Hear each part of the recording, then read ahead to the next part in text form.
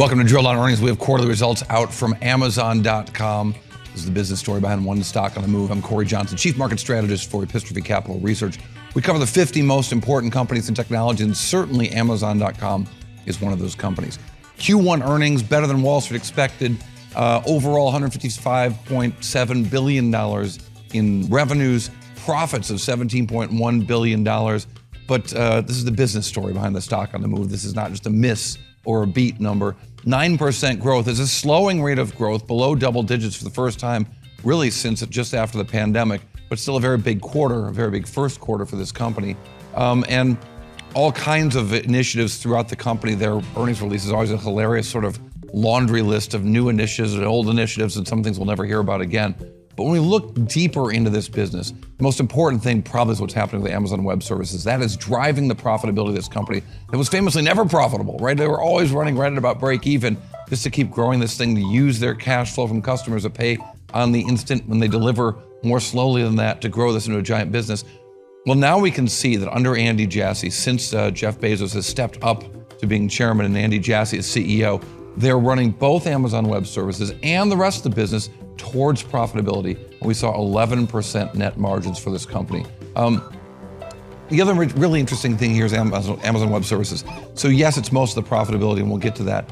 But the growth is kind of reaccelerated there through AI, but not continuing to accelerate, which is to say that growth had fallen down to 11, 12%. Now it's at 17%, a little off what last quarter was. And while AWS growth is still taking a strong lead over the rest of the business, which is growing at 7%, 17% growth is maybe not what you might expect in this dawning age of AI when everything should be straight up and to the right. Now, yes, most of the profits at AmazonWeb.com are coming from AWS. 63% of the profits, in fact, coming from AWS, most of the profitability here. Also worth mentioning the advertising business. As I always say, advertising is the canary in the coal mine of a recession. So the first thing to go is advertising and marketing expenses. And we see that advertising growth is at 18% right now. And they talked a little bit about just kind of the wait and see attitude that a lot of their customers across the board and suppliers are taking with the potentiality, if you will, of a recession here. And I also want to mention again that AWS growth rate stagnating, I said in English, but $29.3 billion in a quarter is a pretty impressive quarter for AWS. So when the numbers came out, the stock sold off a little bit, rallied a little bit during the conference call, ended up down about 2%. For the year, the stock's up 6%. That's only half of what the S&P 500 has done. The S&P 500 in the last year of 12%, Amazon just 6%. Now, as they predicted next quarter, they predicted a strong quarter, but they gave a pretty wide range of a few billion dollars. Midpoint $162 billion, a couple billion dollars on either side of that in terms of revenues.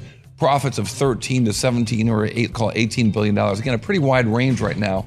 But at the lower end of those forecasts, it's less than Wall Street expected. And again, the issue here is tariffs. The issue here is the economy and what's happening with consumers. We're already starting to see some economic statistics, which are not in Amazon's numbers yet, of the consumer pulling back, business spending pulling back.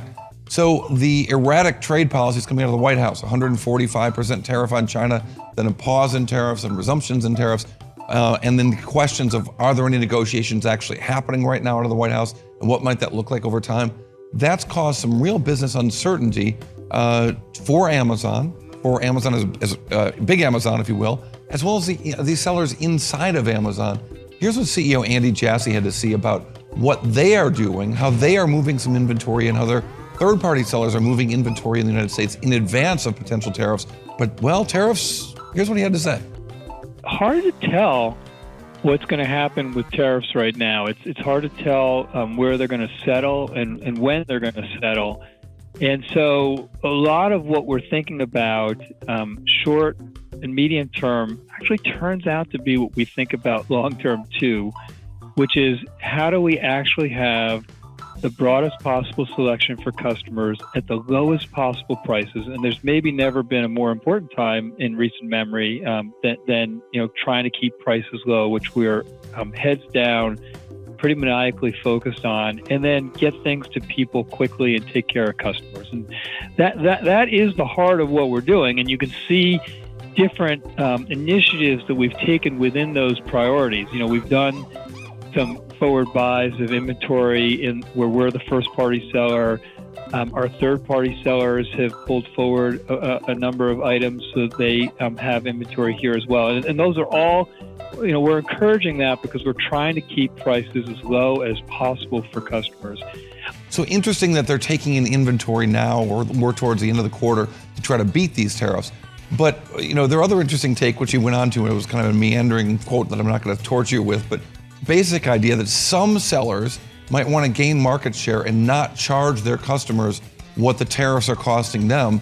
And so that because Amazon has so many sellers under their roof, that maybe some customers, people like you and me, can go on Amazon.com, find the stuff that they're looking for at a lower price, because some retailer out there is going to be selling under the Amazon umbrella at no profit.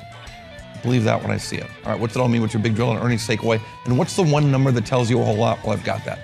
So Amazon Q1 earnings, your essential summary, your drill down earnings takeaway, is that revenues are up 9%, which is the slowest growth rate this company has seen in a few years, really going into the pandemic or post-pandemic period.